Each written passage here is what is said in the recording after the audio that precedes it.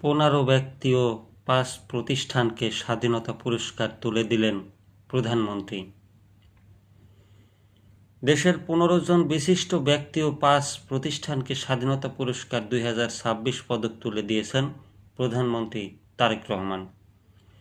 দেশের জাতীয় পর্যায়ে গৌরব উজ্জ্বল ও কৃতিত্বপূর্ণ অবদানের স্বীকৃতিস্বরূপ তাদের এই পদক প্রদান করা হয়। বৃহস্পতিবার বিকেলে ওসমানী স্মৃতি মিলনায়তনে আয়োজিত এক অনুষ্ঠানে বিশিষ্ট ব্যক্তিবর্গ ও প্রতিষ্ঠান প্রধানদের হাতে এই পদক তুলে দেন প্রধানমন্ত্রী।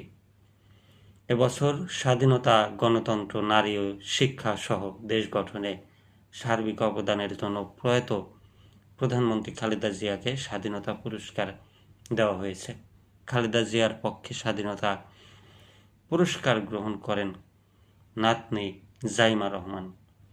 স্বাধীনতা পুরস্কারের জন্য মনোনীত অন্য 14 ব্যক্তি হলেন মুক্তিযুদ্ধ মেজর মোহাম্মদ আব্দুল জলিল, বিজ্ঞান ও প্রযুক্তিতে সাবেক সচিব ও বাংলাদেশ ধান গবেষণা ইনস্টিটিউটের মহাপরিচালক অধ্যাপক জহুরুল করিম, সাহিত্যে আশরাফ সিদ্দিকী, সংস্কৃতিতে ম্যাগাজিন অনুষ্ঠান ইত্যাদির উপস্থাপক AKM হানিফ, বিশিষ্ট সঙ্গীতশিল্পী বসির আহমেদ, ক্রীড়ায় দেশের টেবিল টেনিসের কিংবদন্তি জোবেরা রহমান, সমাজসেবায় গণস্বাস্থ্য কেন্দ্রের প্রতিষ্ঠাতা ডাক্তার জাফরুল্লাহ চৌধুরী, মোহাম্মদ সাইদুল হক, রাজধানীর মাইলস্টোন স্কুল অ্যান্ড কলেজে যুদ্ধ বিমান দুর্ঘটনায় নিহত শিক্ষক মাহেরিন চৌধুরী, জনপ্রশাসনে কাজী ফজলুর রহমান, গবেষণা ও প্রশিক্ষণে